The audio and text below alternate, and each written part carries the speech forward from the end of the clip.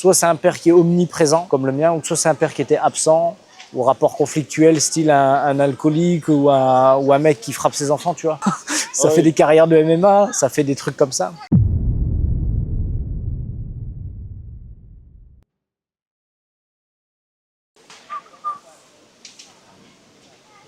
En plus, j'avais vu ton père, t'as vraiment l'air d'avoir des liens très très forts avec lui, tu vois. Bah ouais, et alors lui, ça s'est fait en grandissant. J'ai grandi à partir de 12 ans beaucoup avec lui, donc beaucoup son influence. Plus maintenant, mais genre il se bat vite, quoi. Alors que moi, c'est l'inverse, j'évite le conflit, tu vois. Et pour me piéger dans une bagarre, faut se lever de bonne heure, je me bats pas, en fait. Les sanguins, il réagit au quart de tour et après, ça peut monter et le mec, il pourrait se battre contre n'importe qui sans abandonner, quoi. Tu vois, c'est à moi. Hein. Enfin, il est déter, quoi. Mais lui, dans la deuxième partie de vie, après le MMA, la retraite douce, il a pas souhaité s'inscrire ni même donner des nouvelles ou être en rapport, tu vois. Il y a plus cette évolution commune, mais ce qui est déjà bien, c'est qu'il a été omniprésent pour moi, tu vois. Il a vraiment tout donné, ce qu'il pouvait faire, l'éducation, et ce qui fait que je le porte, tu vois, pour moi, c'est un bon gars. Il voulait que je sois fort après que je continue le MMA ou pas.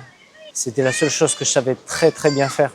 Donc ça s'est inscrit naturellement dans mon projet d'études en fait. Bac L et après aller faire du MMA à Paris. Puis après ça a décollé, ça a bougé quoi. Mais ouais, comme tu dis, le rapport au père, dans l'archétype du combattant, soit c'est un père qui est omniprésent comme le mien, ou soit c'est un père qui était absent, ou rapport conflictuel, style un alcoolique ou un mec qui frappe ses enfants, tu vois. Souvent le combattant c'est plus ça. Il y a toujours un déréglage avec le masculin et ce qui fait que voilà, moi c'était un peu ça aussi. Beaucoup de masculins, beaucoup de pères, moins de mères. Avec ma mère c'est l'inverse. Maintenant on se revoit, quand je repasse dans le Nord on se voit, tu vois. Mais le féminin il est important parce que si tu fais que ça, tu peux comme le mythe d'Icare soit te brûler les ailes, soit moi comme il s'est passé étant jeune, bon bah tiens j'ai envie de faire autre chose, je fais quoi maintenant? Avant que ça me saoule le MMA, je vais l'arrêter et puis je vais faire autre chose parce que j'ai envie de faire autre chose.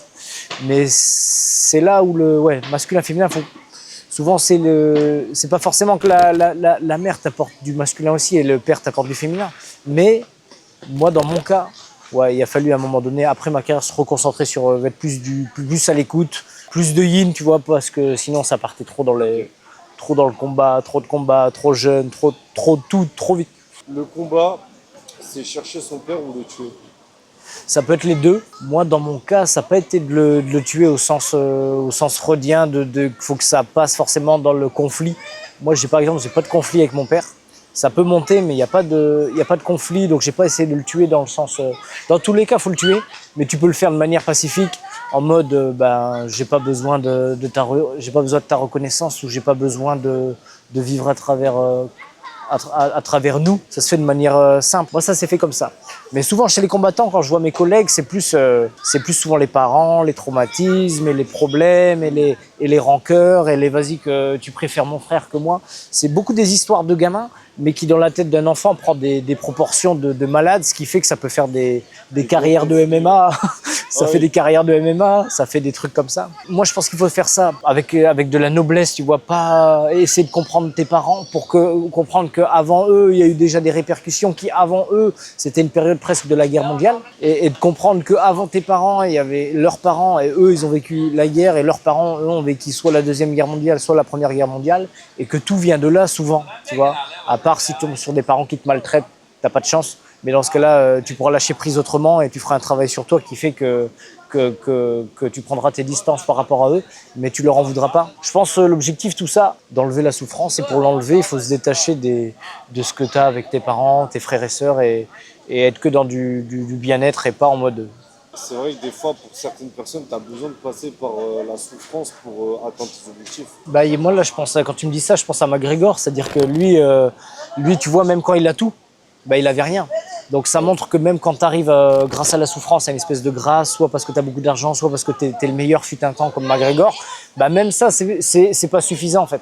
C'est-à-dire que tous les stéréotypes de une fois que je vais être blindé d'argent ou que je serai le meilleur, j'aurai fait mes objectifs ou même mes rêves, c'est pas forcément garant que tu seras heureux en fait. Donc McGregor c'est le bon exemple. Tu vois, le McGregor c'est vraiment lui le gars, un peu le Tyson de l'époque moderne, mais du MMA.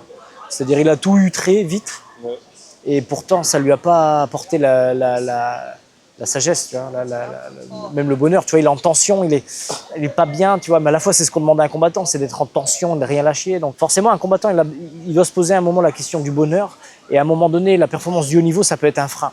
Moi, c'est arrivé, tu vois. Ça peut être un frein pour ta recherche personnelle, tu vois. Pourquoi? Parce que tu passes ta vie à être en régime, à brutaliser tes partenaires, à te brutaliser toi, ne pas t'écouter, ce qui va t'apporter une espèce de grâce. Parce que le jour du combat, tu vas être hyper fort, tu vas gagner, on va te lever la main, et c'est une grâce aussi. Ouais. Mais il n'y a pas la grâce de l'existence qui est que, voilà, je suis là, regarde. Être médiatisé comme Conor, ça doit être quelque chose d'essoufflant un peu. La célébrité, c'est un accélérateur de qui tu es vraiment. Donc ça fera que montrer qui tu es vraiment. Si tu fais des conneries, ben, on le saura. Ouais, Si t'en fais pas, ben, il y aura une bonne opinion. Par exemple, des mecs qui ont duré dans le système, c'est des Georges Saint-Pierre. Pourtant, c'est un mec qui sort, qui aime bien faire la fête. Et pourtant, t'as jamais entendu d'histoire sur lui. Pourtant, à Montréal, il est connu comme ici, tu dirais à Paris, Zidane est connu. Pourquoi tu rêves des combats que tu perds et jamais de ceux que tu gagnes? Je pense que là, c'est vraiment de la psychanalyse. C'est en mode le subconscient ou l'inconscient, c'est différent. Mais il y a des nuances que j'ai pas entre les deux. Mais en gros, dans l'inconscient, quand tu vas arriver, ça va être toujours des situations, soit que tu rêves, que tu veux que ça se réalise, ou soit, et souvent c'est plus le cas en majorité, c'est vraiment tes pires névroses de la pire chose qui pourrait arriver pour toi. Tu vois. C'est marrant, moi j'en ai un qui me revient là, c'est marrant, c'est des fois, je sors dans la rue et j'oublie que je me suis pas habillé, tu vois. Et donc je commence à voir les gens et je dis ah merde, tu vois. C'est un rêve ça? Ouais. Pour moi il est pas cauchemardesque. Non. Et je dis c'est juste marrant, il y a une gêne quand je me réveille, je dis ah ouais merde.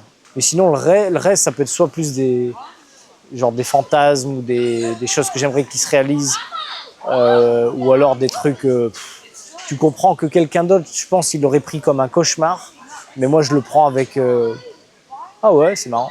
C'est comme une aventure c'est comme si tu t'es fait happer et amener dans une aventure en pleine nuit comme ça, et il s'est passé des choses et c'est marrant des fois.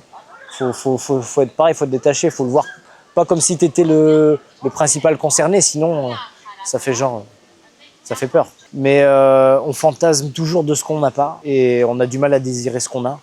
Donc l'idée du rêve. Hein. Moi, mon fantasme, c'est de désirer ce que j'ai. D'apprécier ce que tu as et de comprendre que tu as de la chance d'avoir ce que tu as. Mais c'est pas évident. On s'en rend pas assez compte, en vrai, de la chance qu'on a. Non. Et de pas attendre de le perdre pour se rendre compte que ce que tu avais, c'était bien. Tu vois, le comprendre avant, tant que ça n'a pas disparu. J'avais le cinéma et la danse, là c'est un peu passé, là c'est plus par exemple essayer de capitaliser sur mon passif et de développer des nouveaux formats sur YouTube ou alors par Instagram et créer une marque personnelle de manière à pouvoir vivre de manière plus décente. Et ce qui fait qu'après, il n'y a pas de limite, tu vois. Moi, ma zone des génies, c'est une fois qu'on est 30 sur le tatami et on s'entraîne pendant des heures, tu vois. Là, c'est là où j'excelle parce que j'aime beaucoup le partage, tu vois. Et j'aime ça. Mais après, et puis la rencontre avec des gens qui viennent de France, de Belgique, de Suisse, ça. Et après, la compétence que j'avais pas, c'était de comment je fais venir ces 30 personnes sur le tatami. Et ça, c'est marketing, c'est communication, c'est maîtrise des réseaux, ton image. Et c'est une stratégie. Et en ce moment, je suis dans ça. Parce que c'est aussi technique que le MMA et qu'il n'y a pas de hasard. Si tu travailles, les résultats ils vont arriver. Mais qu'il s'agit de technique et il y a des méthodes qui fonctionnent mieux que d'autres. Donc, j'ai dû chercher un peu dans le monde du marketing et de la stratégie communication l'équivalent à MMA de Tom Duquesnoy pour qu'il puisse me dire sans bullshit direct, hey, si tu veux que ça marche, fais ça. Et vas-y, on se revoit dans un mois. Tu vois, c'est plus ma mentalité que j'ai pour le business en fait. Qui gagne entre Freud et Jung. C'est ça, ouais. Donc, les deux, ils s'apportent mutuellement. Moi, si on reste dans le monde du combat, le combattant, il a quelque chose à combattre. Donc, Freud, il va bien le comprendre parce qu'il va voir que cette pulsion de mort, cette pulsion de vie finalement, parce que quand tu cherches à aller au plus proche du danger comme en MMA, quelque part, ce que tu veux, c'est vivre et ressentir, tu vois. Et Freud, il apporte ça en employant le mot sublimation. C'est-à-dire comment je peux faire pour utiliser ma misère intérieure, ma rage, etc., ce que faisait Conor au départ. Je vais le traduire en entraînement et par cette science, par cet art, je vais pouvoir avoir soit un élévateur social, un ascenseur social, soit je vais pouvoir devenir plus riche, m'épanouir et me régler ce qui ne va pas dans mon psychique, en fait. Et donc là, Freud, lui, il comprendrait bien les combattants, tu vois. Après, Jung, c'est plus pour la partie milieu ou fin de carrière où il va pouvoir apporter plus de nuances et le côté spirituel. Et en gros, on n'est pas que la pulsion. Et il y a aussi ce côté qu'on peut atteindre, l'éveil spirituel. Et il peut y avoir aussi, on peut arriver suffisamment à manier notre pulsion de manière à ce soit à faire que de l'art avec. Mais en soi, c'est ce que disait déjà Freud, tu vois. C'est juste qu'il l'appelle différemment. Et Jung, il y a le côté des archétypes. Surtout pour moi qui suis Gémeaux, tu vois, qui est plein d'archétypes, l'archétype du combattant, du promeneur de chiens, du danseur, de l'acteur, de l'amoureux, de plein de choses. Et lui, il apprend il t'apprend à pouvoir les manier, c'est-à-dire leur laisser place à chacun, tu vois, et leur donner une place. Quand tu as direct fait la transition combat, UFC et voyage, ça t'a apporté quoi? Ouais, après ma carrière, je faisais que ça, du voyage. Et c'était même pas une période de tout repos parce que j'étais parti en mode bon, maintenant j'ai atteint l'UFC, maintenant ce que je veux c'est atteindre l'éveil spirituel. À ce moment-là, je voyais ça comme encore un esprit capitaliste d'obtention et tout. Après ça s'est détendu au bout de quelques mois. J'ai fait beaucoup de formations, l'hypnose, le tantra, il y a eu la danse à un moment, il y a eu l'art-thérapie, il y a plein de choses et qui ont fait que je me suis détendu en fait. Ouais. T'étais stressé avant, t'étais plus tendu? Bah, t'étais tendu parce que pendant ma carrière, j'étais tendu parce qu'il fallait toujours la question du poids, la question d'être le meilleur, la question de faire ci, de faire ça. Ouais, Le jeu, tout ce que je dois faire, après ça s'est détendu. Et justement, ça revient à Jung, tu vois, quand il disait, j'ai pu vivre après ma carrière tous les autres archétypes que j'étais, pas uniquement celui du combattant. Parce que sinon, à un moment donné, là c'est encore un terme psychanalytique, mais c'est genre, si tu peux avoir des névroses, tu vois, t'as pas envie d'être en mode névrosé chez toi ou dans ton existence. Donc à l'époque, peut-être que je chassais les névroses. C'est-à-dire, avant même d'avoir des névroses, je vais essayer de les... Et on en a dans tous les cas, tu vois, des frustrations, tout ça. Mais au moins les diminuer au maximum pour pas que je sois un cas clinique, tu vois. C'était déjà ça. Mon objectif, c'est déjà de pas devenir fou. Et ça sera déjà très bien. C'est un bel objectif en vrai. Ça, c'est un bon hook. Ouais, ça c'est bien ça.